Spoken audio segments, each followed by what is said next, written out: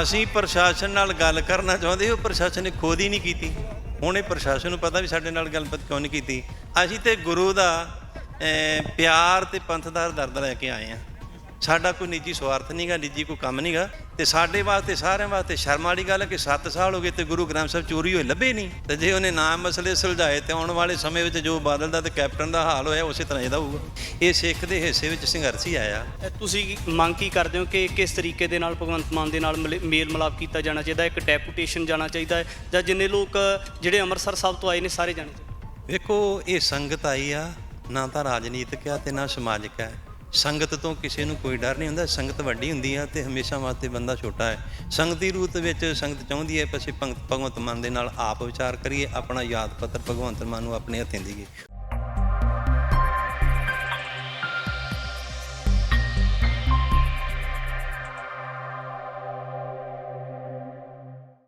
ਪੰਜਾਬ ਦੇ ਅੰਦਰ ਸੱਤਾ ਦਾ ਪਰਿਵਰਤਨ ਹੋਇਆ ਹੈ, ਆਮ ਆਦਮੀ ਪਾਰਟੀ ਦਾ ਸਮਾਂ ਕਾਲ ਆਇਆ, ਪਰ ਆਮ ਆਦਮੀ ਪਾਰਟੀ ਤੋਂ ਬਹੁਤ ਸਾਰੇ ਲੋਕਾਂ ਨੂੰ, ਵੱਖ-ਵੱਖ ਵਰਗਾਂ ਦੇ ਲੋਕਾਂ ਨੂੰ ਬਹੁਤ ਵੱਡੀਆਂ ਉਮੀਦਾਂ ਨੇ, ਕਿਉਂਕਿ ਲੰਮੇ ਸਮੇਂ ਤੋਂ ਪੰਜਾਬ ਦੇ ਸਾਹਮਣੇ, ਸਿੱਖ ਪੰਥ ਦੇ ਸਾਹਮਣੇ तमाम ਚੁਣੌਤੀਆਂ ਹਨ।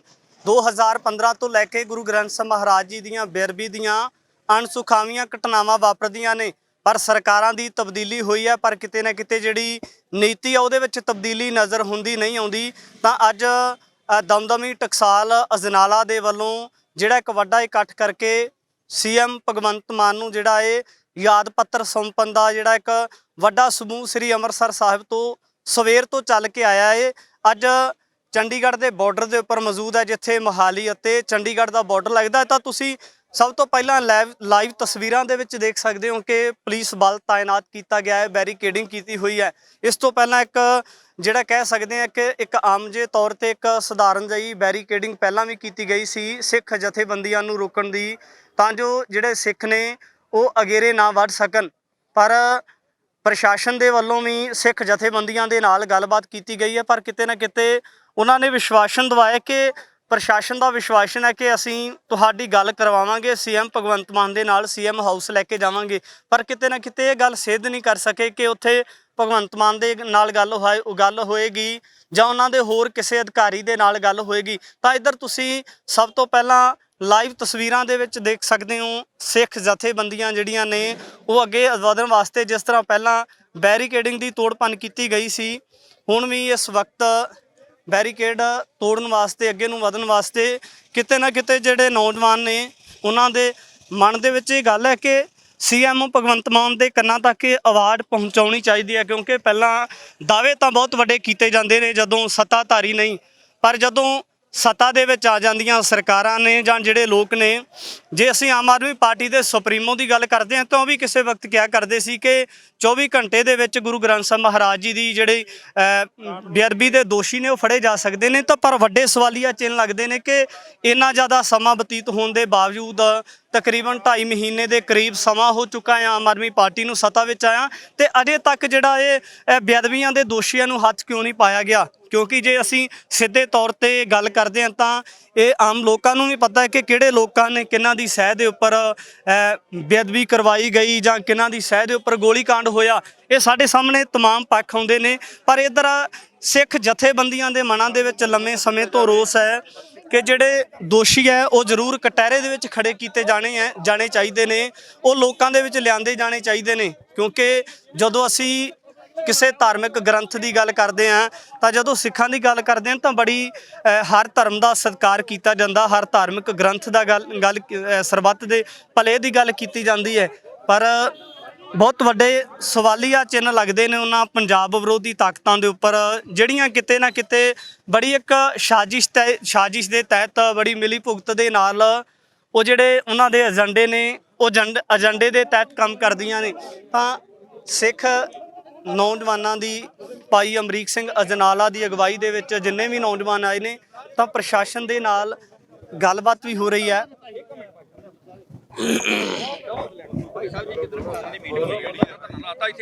ਉਦੋਂ ਬਾਅਦ ਮੀਟਿੰਗ ਤੋਂ ਬਾਅਦ ਭਗਵੰਤ ਮਾਨ ਨੇ ਮੀਟ ਕੇ ਸਾਰੇ ਸੁਣ ਰਹੇ ਆ। ਉਹ ਕੀ ਬੋਲਿਆ? ਉਹਨੇ ਬੋਲਿਆ ਨਹੀਂਗਾ ਵੀ ਆਹ ਧਰਨਾ ਲਾਉਣਾ, ਤੁਸੀਂ ਮੈਨੂੰ ਮੁਰਦਾਬਾਦ ਕੀਤਾ। ਤੁਸੀਂ ਮੁਰਦਾਬਾਦ ਕਰਕੇ ਇਹ ਮਿਲਣ ਵਾਲੀ ਗੱਲ ਆ? ਇੱਕ ਮਿੰਟ, ਤੁਸੀਂ ਅੰਮ੍ਰਿਤਧਾਰੀ ਸਿੰਘ ਜੇ? ਗੱਲ ਉਨੀ ਅੱਛਾ ਕਹਿਤੀ ਨਾ ਇਹ ਗੱਲ?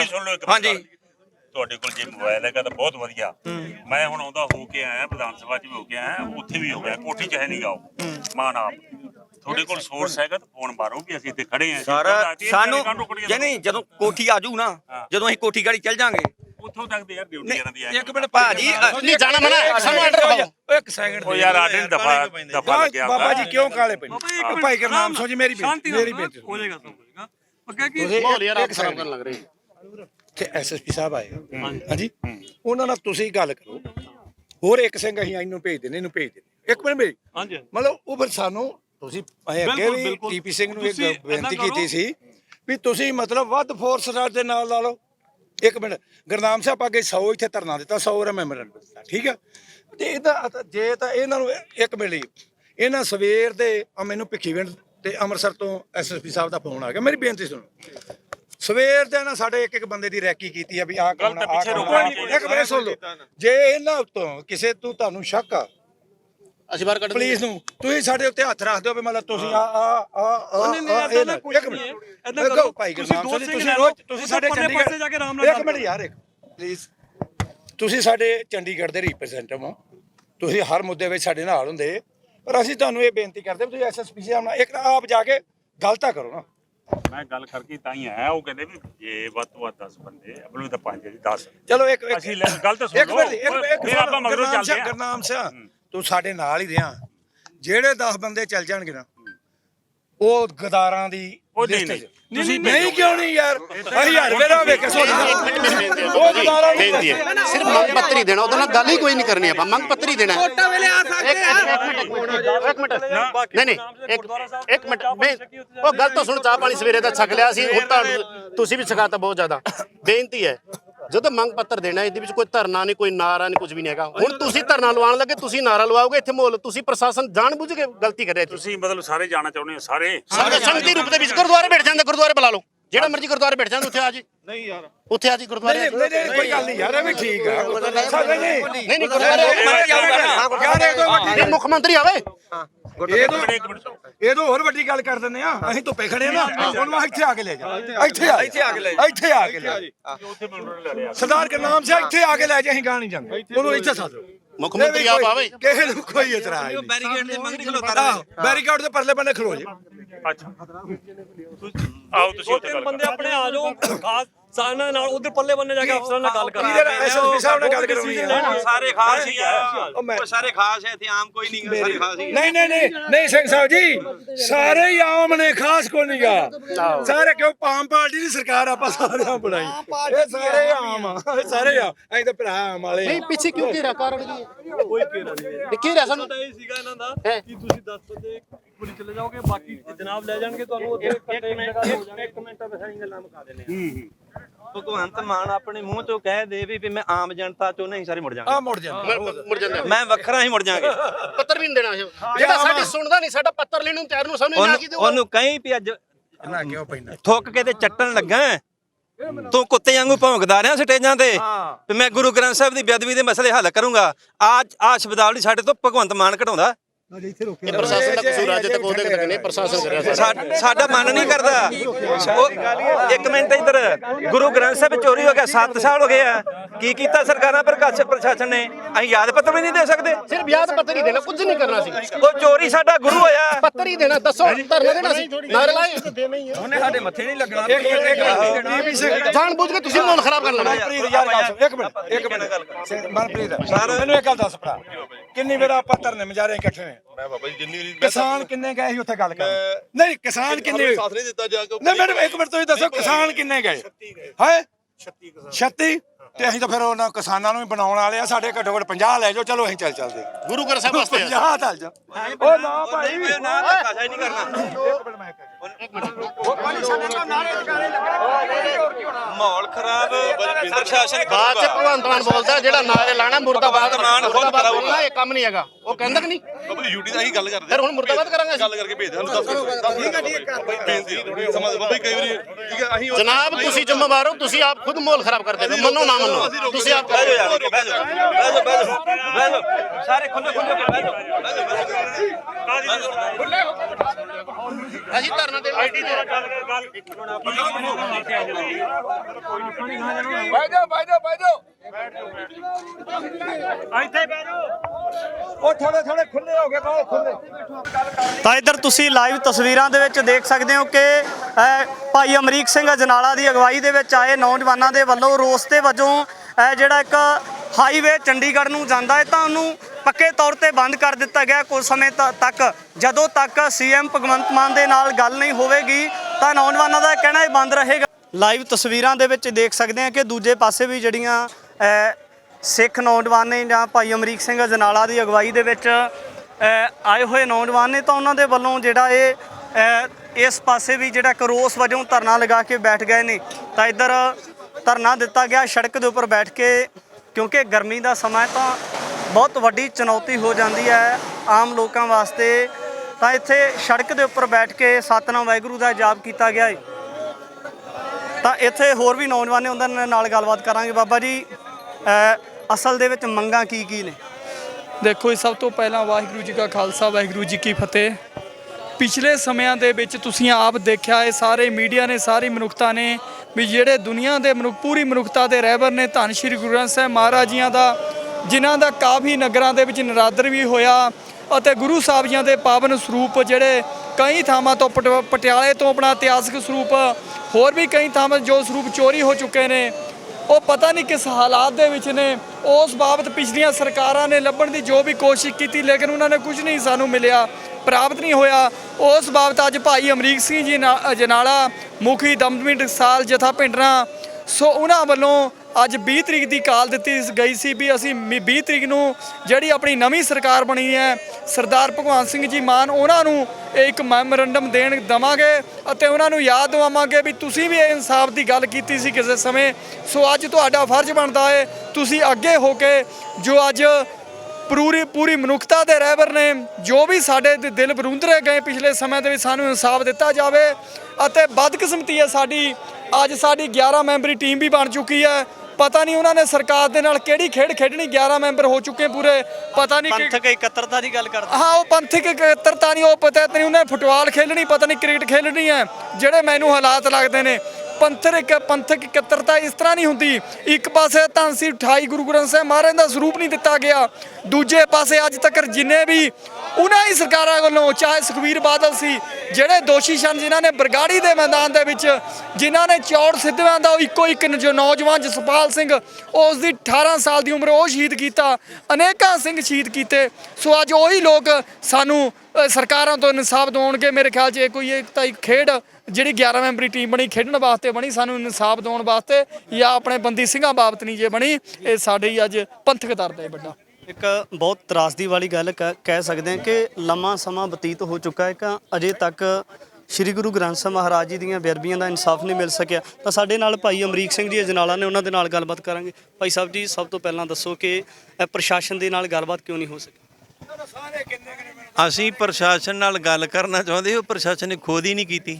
ਹੁਣ ਇਹ ਪ੍ਰਸ਼ਾਸਨ ਨੂੰ ਪਤਾ ਵੀ ਸਾਡੇ ਨਾਲ ਗੱਲਬਾਤ ਕਿਉਂ ਨਹੀਂ ਕੀਤੀ, ਪਰ ਅੰਮ੍ਰਿਤਸਰ ਤੋਂ ਹੀ ਚੱਲੇ ਆ, ਸਾਡੇ ਨਾਲ ਵਧੀਆ ਵਿਹਾਰ ਪੁਲਿਸ ਪ੍ਰਸ਼ਾਸਨ ਨੇ ਕੀਤਾ ਸੀ, ਪਰ ਮੁਹਾਲੀ ਦੇ ਪੁਲਿਸ ਪ੍ਰਸ਼ਾਸਨ ਨੇ ਸਾਡੇ ਨਾਲ ਕੋਈ ਚੰਗਾ ਵਿਹਾਰ ਨਹੀਂ, ਬਦਸਲੂਕੀ ਕੀਤੀ ਹੈ। ਇਹ ਕਿਉਂ ਕੀਤੀ ਹੈ ਇਹ ਪੁਲਿਸ ਪ੍ਰਸ਼ਾਸਨ ਦੱਸ ਸਕਦਾ, ਸਾਡਾ ਤਾਂ ਕੋਈ ਕਸੂਰ ਨਹੀਂ। ਅਸੀਂ ਤੇ ਗੁਰੂ ਦਾ ਪਿਆਰ ਤੇ ਪੰਥ ਦਾ ਦਰਦ ਲੈ ਕੇ ਆਏ ਹਾਂ, ਸਾਡਾ ਕੋਈ ਨਿੱਜੀ ਸਵਾਰਥ ਨਹੀਂਗਾ, ਨਿੱਜੀ ਕੋਈ ਕੰਮ ਨਹੀਂਗਾ। ਗੁਰੂ ਗ੍ਰੰਥ ਸਾਹਿਬ ਚੋਰੀ ਹੋਏ ਆ ਤੇ ਸਾਡੇ ਵਾਸਤੇ, ਸਾਰਿਆਂ ਵਾਸਤੇ ਸ਼ਰਮ ਵਾਲੀ ਗੱਲ ਹੈ ਕਿ 7 ਸਾਲ ਹੋ ਗਏ ਤੇ ਗੁਰੂ ਗ੍ਰੰਥ ਸਾਹਿਬ ਚੋਰੀ ਹੋਏ ਲੱਭੇ ਨਹੀਂ, ਚੋਰ ਨਹੀਂ ਲੱਭੇ, ਗੁਰੂ ਗ੍ਰੰਥ ਸਾਹਿਬ ਨਹੀਂ ਲੱਭੇ। ਅਸੀਂ ਤੇ ਆਪਣੀ ਆਵਾਜ਼ ਉਹਦੇ ਕੰਨਾਂ ਤੱਕ ਸੁਣਾਉਣ ਵਾਸਤੇ, ਸਾਡਾ ਕੋਈ ਨਿੱਜੀ ਸਵਾਰਥ ਨਹੀਂਗਾ। ਪੰਜਾਬ ਦੇ ਲੋਕਾਂ ਨੇ ਬਹੁਤ ਵੱਡਾ ਆਮ ਆਦਮੀ ਪਾਰਟੀ ਨੇ ਫਤਵਾ ਦਿੱਤਾ ਹੈ, ਗੁਰੂ ਗ੍ਰੰਥ ਸਾਹਿਬ ਸਰਬ ਸਾਂਝਾ ਕਿਹਾ ਜਾਂਦਾ ਕਿ ਹਰ ਧਰਮ ਦੇ ਸ਼੍ਰੀ ਗੁਰੂ ਗ੍ਰੰਥ ਸਾਹਿਬ ਮਹਾਰਾਜ ਨੇ। ਤਾਂ ਇੱਥੇ ਭਗਵੰਤ ਮਾਨ ਪੰਜਾਬ ਦੇ ਨਾਲ ਜੁੜੇ ਨੇ, ਸਿੱਖ ਪਰਿਵਾਰ ਤੋਂ ਨੇ, ਫਿਰ ਉਹ ਗੁਰੂ ਗ੍ਰੰਥ ਸਾਹਿਬ ਮਹਾਰਾਜ ਜੀ ਦੀਆਂ ਜਿਹੜੀਆਂ ਬੇਅਦਬੀਆਂ ਦੇ ਦੋਸ਼ੀ ਨੇ ਉਹਨਾਂ ਨੂੰ ਲੈ ਕੇ ਸੁਹਿਰਦ ਕਿਉਂ ਨਹੀਂ ਨੇ? ਇਹ ਤਾਂ ਫਿਰ ਭਗਵੰਤ ਮਾਨ ਹੀ ਦੱਸੂਗਾ ਨਾ। ਤੇ ਜੇ ਉਹਨੇ ਨਾ ਮਸਲੇ ਸੁਲਝਾਏ ਤੇ ਆਉਣ ਵਾਲੇ ਸਮੇਂ ਵਿੱਚ ਜੋ ਬਾਦਲ ਦਾ ਤੇ ਕੈਪਟਨ ਦਾ ਹਾਲ ਹੋਇਆ ਉਸੇ ਤਰ੍ਹਾਂ ਇਹਦਾ ਹੋਊਗਾ। ਇਹ ਤੇ ਭਾਈਦਿਆਂ ਨੂੰ ਆਣ ਇੱਕੋ ਜਿਹੇ ਹੁੰਦੇ ਆ। ਜੇਕਰ ਸਿੱਖ ਸੰਗਤ ਦੀ ਆਵਾਜ਼ ਭਗਵੰਤ ਮਾਨ ਨੇ ਨਾ ਸੁਣੀ, ਜੋ ਹਾਲਾਤ ਬਾਦਲ ਪਰਿਵਾਰ ਦੇ ਤੇ ਕੈਪਟਨ ਪਰਿਵਾਰ ਦੇ ਨਾ, ਉਹੀ ਭਗਵੰਤ ਮਾਨ ਦੇ ਪਰਿਵਾਰ ਦੇ ਹੋਣਗੇ। ਆਮ ਆਦਮੀ ਪਾਰਟੀ ਦੇ ਸੁਪਰੀਮੋ ਕਹਿੰਦੇ ਸੀ ਕਿ ਸੱਤਾ ਵਿੱਚ ਆ ਕੇ 24 ਘੰਟੇ ਵਿੱਚ ਦੋਸ਼ੀਆਂ ਨੂੰ ਅੰਦਰ ਕੀਤਾ ਜਾ ਸਕਦਾ ਹੈ, ਤਾਂ ਫਿਰ ਹੁਣ ਇਹਨਾਂ ਗੱਲਾਂ ਦੇ ਵੱਲ ਖਿਆਲ ਕਿਉਂ ਨਹੀਂ ਆਉਂਦਾ ਜਾਪਦਾ? ਇਹ ਹੁਣ ਕੁਰਸੀ ਆ ਜਿਹੜੀ ਕੁਰਸੀ ਨੇ ਸਭ ਕੁਝ ਭੁਲਾਤਾ। ਇਹ ਕੁਰਸੀ ਚੀਜ਼ ਹੀ ਇਹੋ ਜੀ ਆ। ਪਹਿਲਾਂ ਕੁਝ ਗੱਲਾਂ ਬੰਦੇ ਦੀਆਂ ਹੋ ਰਹੀਆਂ, ਜਦੋਂ ਸੱਤਾ ਵਿੱਚ ਆਉਂਦਾ ਉਦੋਂ ਬੰਦੇ ਦੇ ਵਿਚਾਰ ਜਿਹੜੇ ਨੂੰ ਕੁਰਸੀ ਦੀ ਨਿੱਘ ਲੈ ਕੇ ਕੁਰਸੀ ਦੀ ਛਾਂ ਮਾਣ ਕੇ ਕੁਝ ਬਦਲ ਜਾਂਦੇ ਹੁੰਦੇ ਆ। ਇਹ ਭਾਈ ਸਾਹਿਬ ਜਿਹੜਾ ਕਿਉਂਕਿ ਲਗਾਤਾਰ 2015 ਤੋਂ ਗੱਲ ਕਰ ਲਈਏ, ਲਗਾਤਾਰ ਲੰਮੇ ਸਮੇਂ ਤੋਂ ਸ਼੍ਰੀ ਗੁਰੂ ਗ੍ਰੰਥ ਸਾਹਿਬ ਮਹਾਰਾਜ ਜੀ ਦੀਆਂ ਜਿਹੜੀਆਂ ਬੇਅਦਬੀਆਂ ਦੇ ਦੋਸ਼ੀ ਨੇ ਉਹਨਾਂ ਨੂੰ ਫੜਨ ਵਾਸਤੇ ਸੰਘਰਸ਼ ਕੀਤਾ ਜਾ ਰਿਹਾ ਸਿੱਖ ਨੌਜਵਾਨਾਂ ਦੇ ਵੱਲੋਂ, ਸਿੱਖ ਜਥੇਬੰਦੀਆਂ ਦੇ ਵੱਲੋਂ, ਤੇ ਇਹ ਜਿਹੜਾ ਸੰਘਰਸ਼ ਹੈ ਕਦੋਂ ਤੱਕ ਜਾਰੀ ਰਹੇਗਾ? ਇਹ ਤੇ ਆਉਣ ਵਾਲੇ ਸਮੇਂ ਵਾਸਤੇ ਪਰਮੇਸ਼ਰ ਹੀ ਜਾਣਦਾ ਵੀ ਕਿੰਨਾ ਕੁ ਸਿਰ ਚੱਲੂਗਾ। ਗੁਰੂ ਨਾਨਕ ਸਾਹਿਬ ਤੋਂ ਲੈ ਕੇ 10ਵੇਂ ਪਾਤਸ਼ਾਹ ਤੱਕ ਖਾਲਸਾ ਪੰਥ ਦੀ ਸਾਜਨਾ ਕਰਨ ਵਾਸਤੇ ਕਿੰਨਾ ਲੰਮਾ ਸਮਾਂ ਉਹਨਾਂ ਜ਼ਿੰਦਗੀ ਦਾ ਸੰਘਰਸ਼ ਕੀਤਾ ਸੀ। ਇਹ ਸਿੱਖ ਦੇ ਹਿੱਸੇ ਵਿੱਚ ਸੰਘਰਸ਼ ਹੀ ਆਇਆ। ਸੱਚ ਨੇ ਝੂਠ ਦੇ ਨਾਲ ਸਦਾ ਵਾਸਤੇ ਲੜਦੇ ਰਹਿਣਾ। ਜਦੋਂ ਤੋਂ ਦੁਨੀਆ ਬਣੀ ਆ, ਇੱਕ ਪਾਸੇ ਸੱਚ, ਇੱਕ ਪਾਸੇ ਝੂਠ ਆ, ਇੱਕ ਪਾਸੇ ਦਿਨ, ਇੱਕ ਪਾਸੇ ਰਾਤ ਆ, ਇੱਕ ਪਾਸੇ ਗਿਆਨਤਾ, ਇੱਕ ਪਾਸੇ ਗਿਆਨ ਆ। ਇਹ ਤੇ ਸੱਚ ਤੇ ਝੂਠ ਦੀ ਲੜਾਈ ਚੱਲਦੀ ਰਹਿਣੀ ਆ। ਸਰਕਾਰਾਂ ਦੇ ਬਰੂਹਾਂ ਦੇ ਮੂਹਰੇ ਸਿੱਖ ਜਥੇਬੰਦੀਆਂ ਬੈਠਦੇ ਨੇ, ਸਿੱਖ ਬੈਠਦੇ ਨੇ, ਕੁਝ ਸਮੇਂ ਬਾਅਦ ਧਰਨਾ ਲਗਾ ਕੇ ਚਲੇ ਜਾਂਦੇ ਨੇ। ਤਾਂ ਹੋਰ ਰੂਪ ਰੇਖਾ ਫਿਰ ਕਿਸ ਤਰ੍ਹਾਂ ਦੀ ਹੋਣੀ ਚਾਹੀਦੀ ਹੈ? ਧਰਨੇ ਹੈ ਸਾਡੇ ਕੋਲ, ਮੋਰਚੇ ਹਨ ਸਾਡੇ ਕੋਲੇ, ਫਿਰ ਇਸ ਤੋਂ ਇਲਾਵਾ ਰੂਪ ਰੇਖਾ ਇਸ ਤਰੀਕੇ ਦੀ ਉਲੀਕੀ ਜਾਣੀ ਚਾਹੀਦੀ ਹੈ ਜਾਂ ਉਹਦਾ ਤਰੀਕਾ ਕੀ ਹੋਣਾ ਚਾਹੀਦਾ? ਇਹ ਤੇ ਹੁਣ ਭਗਵੰਤ ਮਾਨ ਦੇ ਵਿਚਾਰ ਸੁਣਾਂਗੇ ਵੀ ਉਹਦੇ ਵਿਚਾਰ ਕਿਹੋ ਜਿਹੇ, ਵਿਚਾਰਾਂ ਦੇ ਅਨੁਸਾਰ ਹੀ ਅਗਲਾ ਪ੍ਰੋਗਰਾਮ ਬਣਾਇਆ ਜਾਊਗਾ। ਜਿਸ ਤਰ੍ਹਾਂ ਦੇ ਉਹਦੇ ਵਿਚਾਰ ਜਿਹੋ ਜਿਹਾ ਉਹਦਾ ਵਿਹਾਰ ਹੋਊਗਾ, ਉਸੇ ਤਰ੍ਹਾਂ ਦਾ ਪ੍ਰੋਗਰਾਮ ਬਣਾਇਆ ਜਾਊਗਾ। ਸਾਡੇ ਸਿੱਖ ਜਥੇਬੰਦੀਆਂ ਦੇ ਨਾਲ ਸੰਬੰਧਿਤ ਜਿਹੜੇ ਲੋਕ ਨੇ ਜਾਂ ਜਿਹੜੇ ਸਿੱਖੀ ਦੇ ਨਾਲ ਸੰਬੰਧਿਤ ਕਹਿ ਸਕਦੇ ਨੇ ਲੋਕ, ਉਹ ਵੀ ਆਏ ਨੇ। ਭਗਵੰਤ ਮਾਨ ਦੀ ਤਰਫ ਤੋਂ ਗੱਲਬਾਤ ਹੋਈ, ਉਹ ਕੀ ਕਹਿੰਦੇ ਨੇ? ਨਹੀਂ ਜੀ, ਸਾਡੀ ਇਸ ਤਰ੍ਹਾਂ ਇਸ ਵਿਸ਼ੇ ਤੇ ਕੋਈ ਵੀ ਗੱਲਬਾਤ ਨਹੀਂ ਹੋਈ। ਸਾਡੀ ਪ੍ਰਸ਼ਾਸਨ ਨਾਲ ਗੱਲ ਹੋਈ ਹੈ, ਹੋਰ ਕਿਸੇ ਦੇ ਨਾਲ ਸਾਡੀ ਕੋਈ ਵੀ ਗੱਲਬਾਤ ਨਹੀਂ ਹੋਈ। ਤੁਸੀਂ ਮੰਗ ਕੀ ਕਰਦੇ ਹੋ ਕਿ ਕਿਸ ਤਰੀਕੇ ਦੇ ਨਾਲ ਭਗਵੰਤ ਮਾਨ ਦੇ ਨਾਲ ਮੇਲ ਮਿਲਾਪ ਕੀਤਾ ਜਾਣਾ ਚਾਹੀਦਾ? ਇੱਕ ਡੈਪੂਟੇਸ਼ਨ ਜਾਣਾ ਚਾਹੀਦਾ ਹੈ ਜਾਂ ਜਿੰਨੇ ਲੋਕ ਜਿਹੜੇ ਅੰਮ੍ਰਿਤਸਰ ਸਾਹਿਬ ਤੋਂ ਆਏ ਨੇ ਸਾਰੇ ਜਾਣੇ ਚਾਹੀਦੇ? ਵੇਖੋ, ਇਹ ਸੰਗਤ ਆਈ ਆ, ਨਾ ਤਾਂ ਰਾਜਨੀਤਿਕ ਆ ਤੇ ਨਾ ਸਮਾਜਿਕ ਹੈ। ਸੰਗਤ ਤੋਂ ਕਿਸੇ ਨੂੰ ਕੋਈ ਡਰ ਨਹੀਂ ਹੁੰਦਾ। ਸੰਗਤ ਵੱਡੀ ਹੁੰਦੀ ਆ ਤੇ ਹਮੇਸ਼ਾ ਵਾਸਤੇ ਬੰਦਾ ਛੋਟਾ ਹੈ। ਸੰਗਤ ਦੀ ਰੂਪ ਵਿੱਚ ਸੰਗਤ ਚਾਹੁੰਦੀ ਹੈ ਅਸੀਂ ਭਗਵੰਤ ਮਾਨ ਦੇ ਨਾਲ ਆਪ ਵਿਚਾਰ ਕਰੀਏ, ਆਪਣਾ ਯਾਦ ਪੱਤਰ ਭਗਵੰਤ ਮਾਨ ਨੂੰ ਆਪਣੇ ਹੱਥੀਂ ਦੇਈਏ। ਉਹਨੂੰ ਲੈਣਾ ਚਾਹੀਦਾ ਕਿ ਇਹ ਜਿਹੜੀ ਸੰਗਤ ਦੀ ਬੇਨਤੀ ਨਹੀਂ ਹੈ, ਸੰਗਤ ਦਾ ਇਹ ਪ੍ਰੋਗਰਾਮ ਹੈ, ਉਹਨੂੰ ਸਵੀਕਾਰ ਕਰਨਾ ਚਾਹੀਦਾ, ਉਹਦੇ ਨਾਲ ਜਿੱਦ ਨਹੀਂ ਕਰਨੀ ਚਾਹੀਦੀ। ਤੁਸੀਂ ਪਤਾ ਕੀਤਾ ਹੋਊਗਾ ਭਗਵੰਤ ਮਾਨ ਸੀਐਮ ਹਾਊਸ ਨੇ ਜਾਂ ਫਿਰ ਦਿੱਲੀ ਤੇ ਨਹੀਂ ਗਏ ਕਿਤੇ? ਦਿੱਲੀ ਆਉਣ ਤੋਂ ਜਹਾਜ਼ ਤੇ ਕਿੰਨਾ ਕੁ ਚਿਰ ਲੱਗਦਾ ਹੈ? 1 ਘੰਟੇ ਦਾ ਵੀ ਸਮਾਂ ਨਹੀਂ ਲੱਗਦਾ ਜੇ ਆਉਣਾ ਹੋਵੇ ਤਾਂ। ਜੇ ਬੰਦੇ ਦੀ ਨੀਅਤ ਸਾਫ਼ ਹੋਵੇ ਫਿਰ ਤਾਂ ਸਮਾਂ ਨਹੀਂ ਲੱਗਦਾ। ਜੇ ਨੀਅਤ ਸਾਫ਼ ਨਾ ਹੋਵੇ ਸਮਾਂ ਲੱਗਦਾ। ਜਦੋਂ ਨੀਅਤ ਸਾਫ਼ ਹੋਵੇ ਉਦੋਂ ਸਮਾਂ ਨਹੀਂ ਲੱਗਦਾ ਹੁੰਦਾ। ਦੋਸਤੋ, ਬੜੀ ਤਰਾਸਦੀ ਵਾਲੀ ਗੱਲ ਹੈ ਕਿ ਲੰਮੇ ਸਮੇਂ ਤੋਂ ਸਿੱਖ ਜਥੇਬੰਦੀਆਂ, ਸਿੱਖ ਨੌਜਵਾਨ ਸੰਘਰਸ਼ ਕਰਦੇ ਆਉਂਦੇ ਨੇ, ਤਾਂ ਜਿਹੜੇ ਦੋਸ਼ੀ ਨੇ ਉਹਨਾਂ ਦੇ ਵਿਰੁੱਧ ਕਾਰਵਾਈਆਂ ਕਿਉਂ ਨਹੀਂ?